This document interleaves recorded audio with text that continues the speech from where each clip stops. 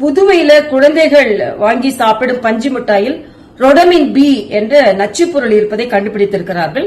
இதில் உணவுத்துறை அதிகாரிகளே இவ்வளவு அடர்நிறமாக இருக்கிறது என்பதை கண்டுபிடித்து அவர்கள் பரிசோதனை செய்திருக்கிறார்கள். இதில் அனுமதிக்கப்பட்ட நிறம் இல்லாமல் ரொடமின் பி என்ற மிக நச்சுப்பொருள் கலந்திருப்பதை கண்டுபிடித்திருக்கிறார்கள். அவர்கள் வட இந்தியாவிலிருந்து வந்த விற்பனையாளர்கள் சில பேர் விற்றுக் கொண்டிருக்கிறார்கள். அப்புறம் அவர்கள் எங்கே இருந்து வாங்கினார்கள் என்று கேட்கும்போது சில கடைகளை காண்பித்திருக்கிறார்கள். ஆக அந்த கடைகளிலும் ரசாயன பொருட்கள் விற்கப்படுகிறதா என்பதையும் பரிசோதனை செய்வதற்கு ஆணை பிறப்பிக்கப்பட்டிருக்கிறது.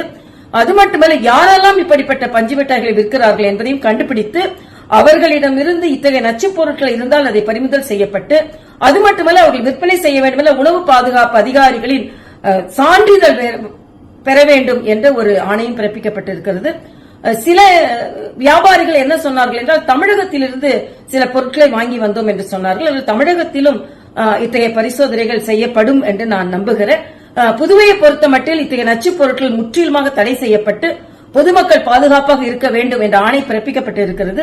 அது மட்டுமல்ல, பொதுமக்களுக்கும் ஒரு விழிப்புணர்வு வேண்டும். இத்தகைய அடர் நிறமான மிட்டாய்களை குழந்தைகளுக்கு வாங்கி கொடுக்க கூடாது என்ற ஒரு விழிப்புணர்வும் ஏற்படுத்தப்பட்டு இருக்கிறது.